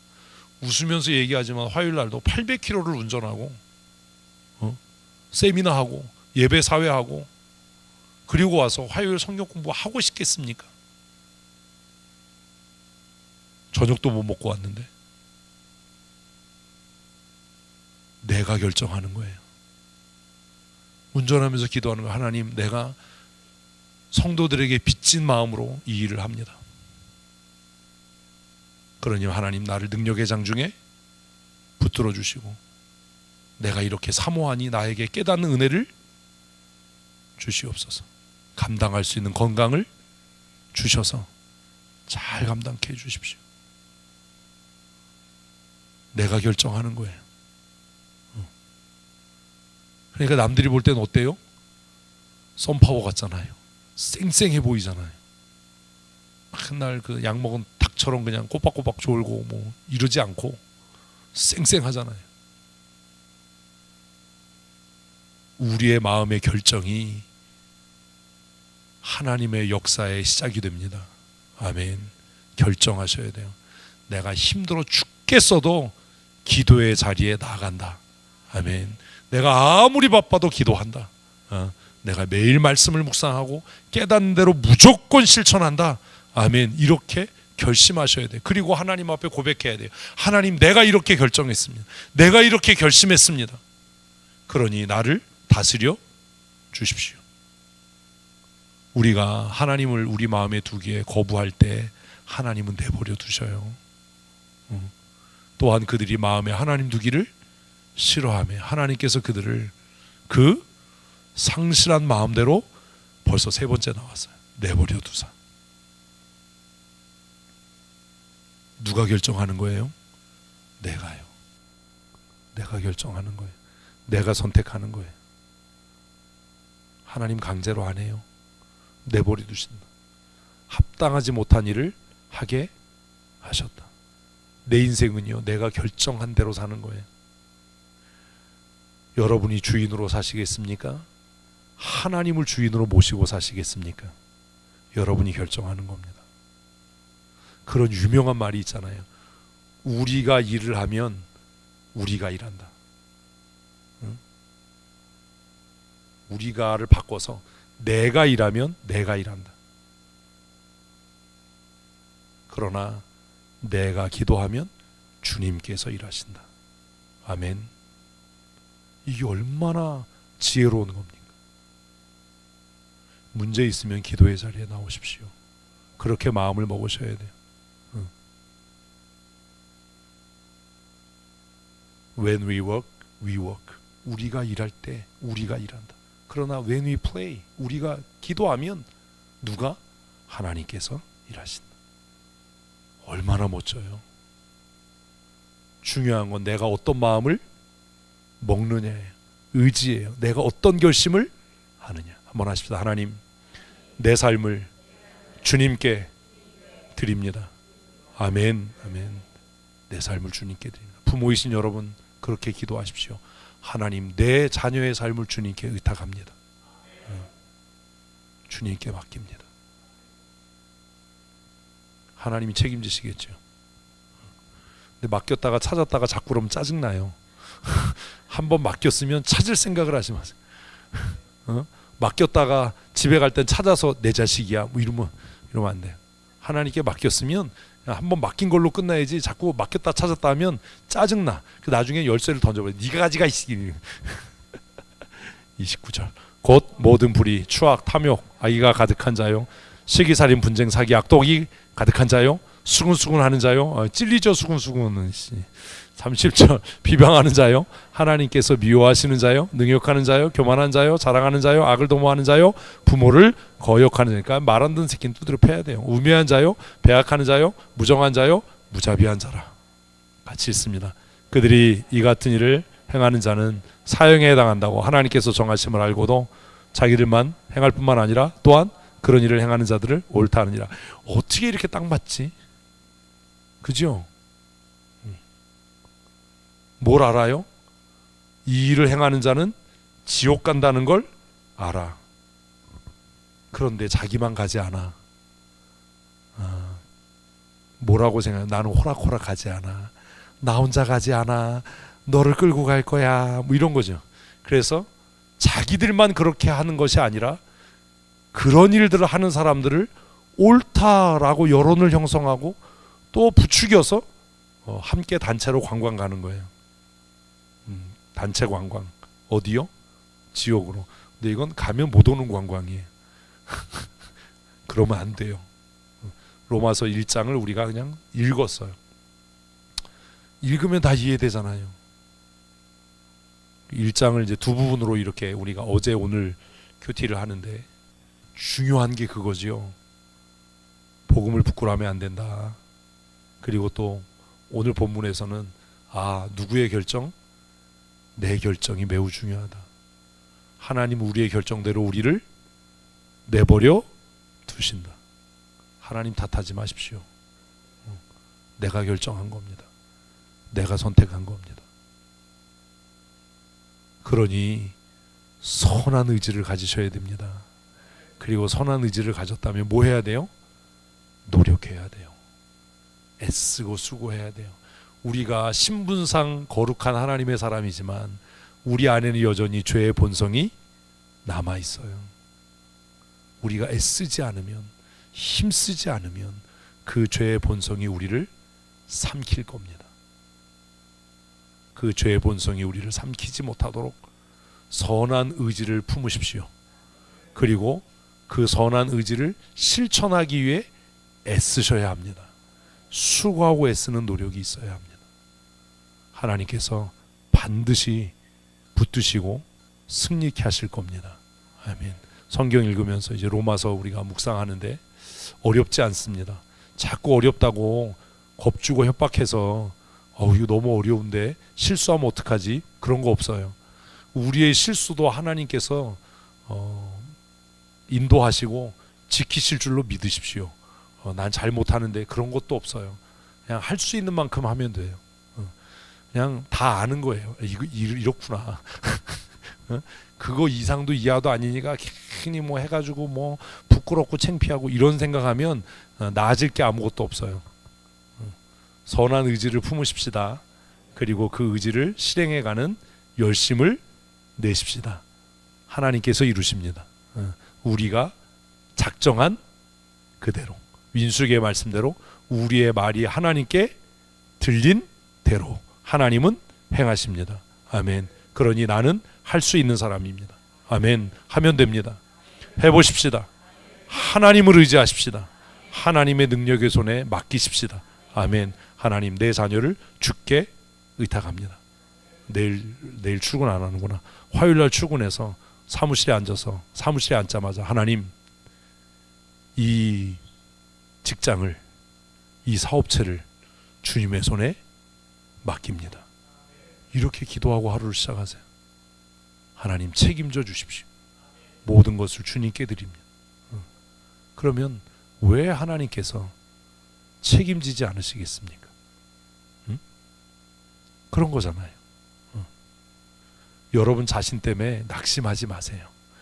낙심할 건덕지가 없어요. 원래 그래. 뭘 원래 그런데 새삼스럽게 뭐 또 새삼스럽게 나는 왜 이렇게 실력이 없나. 다 알아. 마귀도 알고 천사도 알고 하나님도 아시고 다 알아. 심지어 원수들도 알아. 그러니까 그런 걸로 낙심하지 마세요. 그냥 하나님, 무능하고 미련하고 아둔한 나를 주님께 드립니다. 나는 맡기는 게 아니야. 드리는 거야. 주님께 드립니다. 하나님의 능력의 손에 붙들림 받아 쓰여지게 하여 주시옵소서. 무딘 칼도 누가 쓰느냐에 따라서 달라지는 거잖아요. 그죠? 하나님의 손에 붙들림 받은 삶을 사십시다. 그러면 반드시 승리하는 삶, 최고의 인생을 살게 하실 줄로 믿습니다. 내일은 대체 공휴일입니다. 재밌게 노십시오.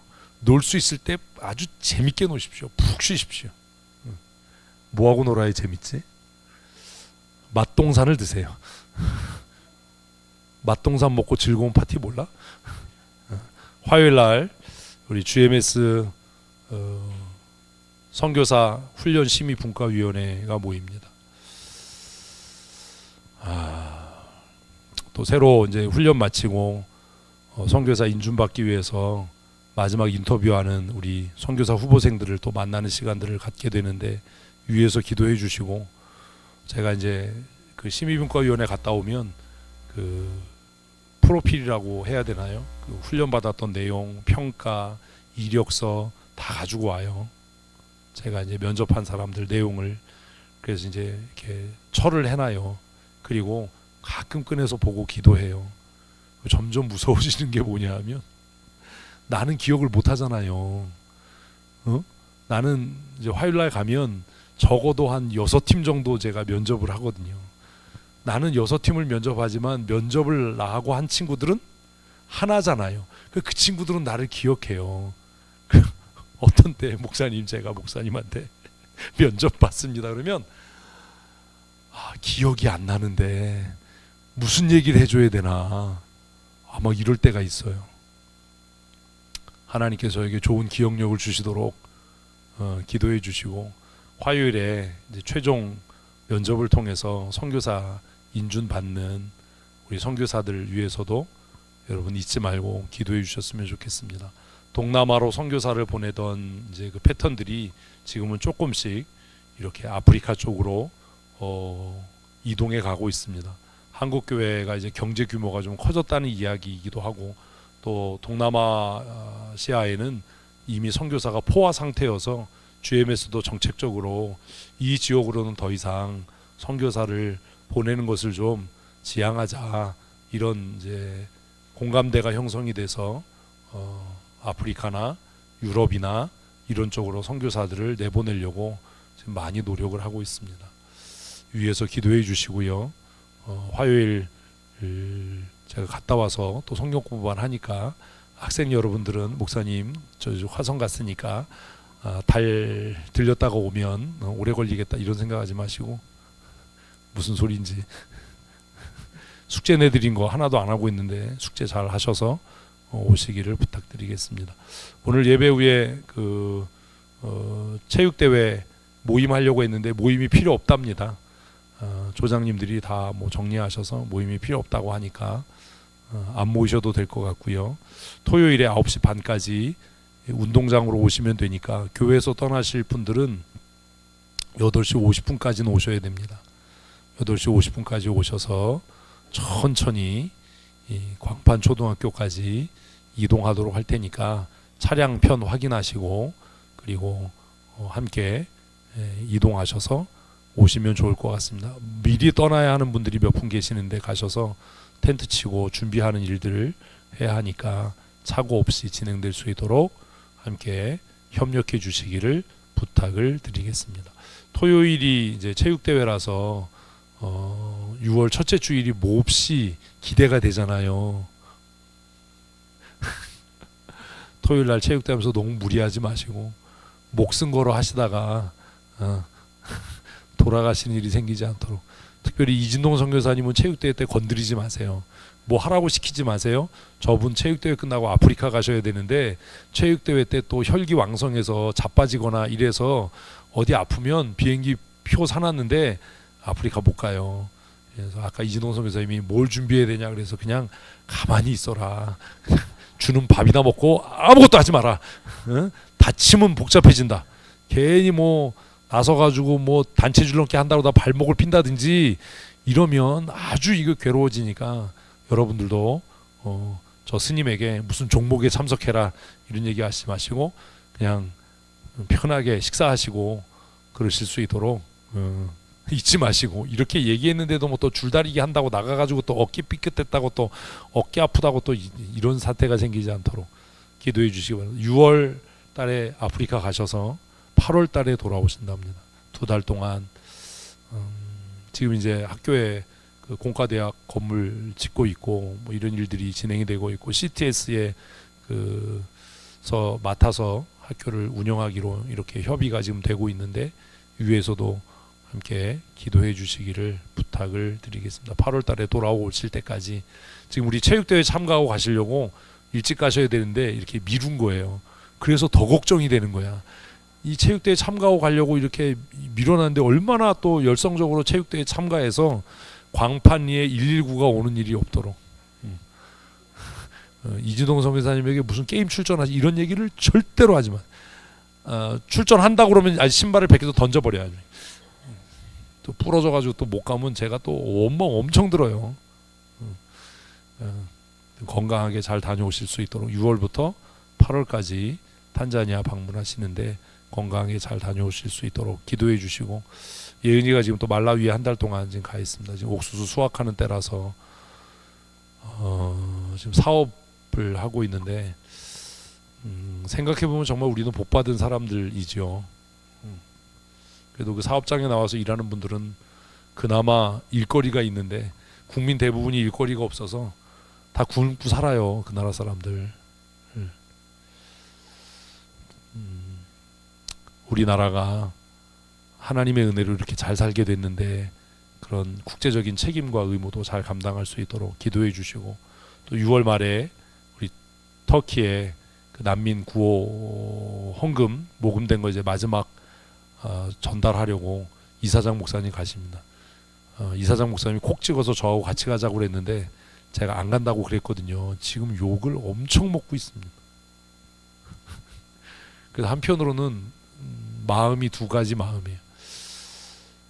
다른 일도 아니고 지진 피해 입은 성도들 구호하러 가는데 나 하나 편하자고 안 간다고 하는 게 옳은 일인가? 그런 양심의 가책도 있고, 네, 너무 이건 좀 그렇다 해서 여러 가지 이유 때문에 제가 좀 거리를 두느라고 못 가겠다고 말씀드렸는데 하여튼 욕을 잔뜩 먹고 있습니다. 이사장 목사님 건강하게 잘 다녀오실 수 있도록 기도해 주십시오. 주일 밤에 떠나서 토요일 날 새벽에 들어온답니다. 이거는 제가 그거 알아서 안 간 게 아니고 안 가기로 했는데 그 얘기를 하더라고요. 지금 필리핀 신학교 PTS 개교 40주년 맞이해서 지금 감사 예배와 또 영성 수련회가 있다고 거기도 와달라고 하는데 지금 터키를 안 가면서 여기를 가면 역적이 되는 거잖아요. 여기도 안 간다고 지금 얘기를 했어요. 김낙근 목사가 계속 전화하는데 못 간다, 못 갈 것 같다 이렇게 얘기를 했는데, 어쨌든 저는 참여를 안 하지만 우리 교단이 모금한 돈이 유럽 EU가 모금한 돈보다 훨씬 많습니다. 한국 교회 진짜 대단한 거예요. 이 일을 통해서 터키에 고난받는 우리 성도들, 그리고 그 지역에 복음의 문이 열려질 수 있도록, 이번에 지진 난 그곳 중에 한 군데가 어디냐 하면 독일 선교사들이 살해당한 지역입니다. 몇 년 전에 독일 선교사들 2명이 한 20군데 칼에 찔려서 죽었어요. 한 사람당. 죽은 다음에도 계속 찌른 거죠. 칼로 아주 그냥 그렇게 해서 선교사들을 공개 처형했어요. 그 지역에서. 그 지역에 지진이 나서 어마무시하게 죽었거든요. 발표되는 건 거짓말입니다. 어마무시하게 죽었는데 지금 그곳에 구호 물품을 우리 교단을 통해서 지금 전달하고 있고 구호 활동을 하고 있습니다. 이런 일들을 통해서 터키에 놀라운 회심의 역사, 구원의 역사가 일어날 수 있도록 여러분 기도해, 이런 거 생각하면 가긴 가야 되는데 하여튼 뭐 안 가기로 결정했으니까 제가 잘 버틸 수 있도록 기도해 주시고, 복음의 문이 그 선교사들의 피를 통해서 하나님께서 복음의 문을 여시려고 하는 거 아닌가. 그 지금 지진난 지역이요 굉장히 강성 지역입니다. 지진 피해 복구와 함께 복음의 문이 열려지는 그런 은혜가 있을 수 있도록 위해서 기도해 주시기를 부탁을 드리니까, 기도하실 때마다 잊지 말고 함께 기도해 주시기를 바랍니다. 6월 달에 우리 가족 총동원 주일 있는 것 기억하시고, 전도팀장님 위해서 하나님께서 지혜와 명철과 능력을 더하시도록, 또 확신과 자신감을 가지고 일을 할 수 있도록, 일을 해보면 늘 확신이 없고 불안하고 잘하고 있나, 내가 실수하는 거 아닌가, 이런 두려움이 있어요. 저도 그런데 또 우리 일을 하는 우리 권사님들은 얼마나 그렇겠어요. 하나님께서 믿음의 담대함, 믿음의 용기를 더하셔서 6월 가족 총동원 주의를 통해서 교회가 새로워지고 또 가족이 복음화되고 부흥하는 은혜도 하나님께서 주실 수 있도록 기도해 주시기 바랍니다. 오늘 예배에 참여하지 못한 성도들을 위해서 여러분 기도해 주시고, 믿음이 더 견고하고 흔들리지 않고 자라갈 수 있도록 잊지 마시고 기도해 주시기를 부탁드리겠습니다. 집에 돌아가시기 전에 그 우리 건축원금 명단 한번 확인하시고, 빠지신 분이 있으면 밑에다가 꼭 이렇게 기재해 주셔서 다시는 그런 명단이 누락되는 실수를 하지 않도록 그렇게 협력해 주시기를 부탁드리겠습니다. 사업계획서와 보고서 다 내주셔서 감사드리고, 합본이 이제 올라와 있는데 읽어보시고, 예배 후에 우리 목회지원팀에서 팀장회의 목사님 할까요 말까요 해서 마음대로 해서 하기로 했는데, 집에 빨리 가서 쉬세요. 그게 좋지요. 너무 크게 대답을 했어 혼자. 보고서 읽어보시는 걸로 대신하시고, 집에서 한번 읽어보시고 질문 있으시면 이렇게 단체 카톡방에 질문 남겨주시면 해당 팀장님께서 답을 해주시는 것으로 그렇게 하겠습니다. 우리 함께 기도하시겠습니다. 하나님, 로마서를 묵상하기 시작합니다. 최고의 교리서이기도 하고 또 로마 교회를 향한 하나님의 사람 사도 바울의 사랑의 마음이 담기고 하나님의 마음이 담긴 이 말씀을 묵상하면서 우리의 닫혀진 마음이 열려지게 하시고, 우리의 어두워진 눈이 또 하나님의 뜻을 깨달아 알고 보게 하셔서 우리의 삶이 우리의 결심과 의지로 새로워지는 전환점이 되게 하여 주시옵소서.